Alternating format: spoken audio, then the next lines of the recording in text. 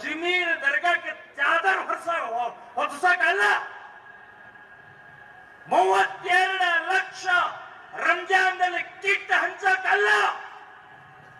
ದೇಶದ ಸುರಕ್ಷತೆಗೋಸ್ಕರ, ಹಿಂದೂಗಳ ಸುರಕ್ಷತೆ, ಗೋಮಾತೆಯ ಸುರಕ್ಷತೆಗೋಸ್ಕರ ನಾವು ನಿಮ್ಗೆ ವೋಟ್ ಹಾಕಿದೀವಿ.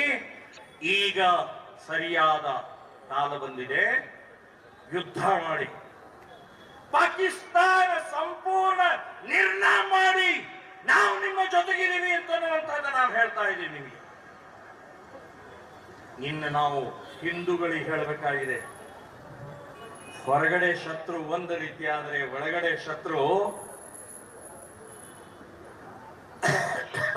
ಶತ್ರು ಬಹಳ ಜನ ಇದ್ದಾರೆ. ಪಾಕಿಸ್ತಾನ್ ಜಿಂದಾಬಾದ್ ಅಂತ ಹೇಳ್ತಾರೆ.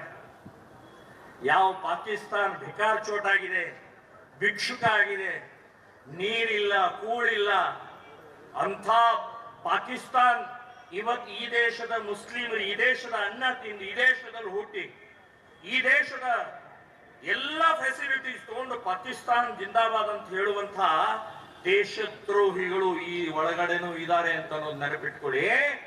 ಅದಕ್ಕೆ ನಾನು ಹೇಳೋದು, ಗೋಮಾತೆಯನ್ನ ರಕ್ಷಣೆ ಮಾಡಬೇಕಾ? ಸಾವಿರ ವರ್ಷದಿಂದ ನಾವು ಪೂಜೆ ಮಾಡ್ತಾ ಬಂದಂತ ಗೋಮಾತೆಯನ್ನ ಇವತ್ತು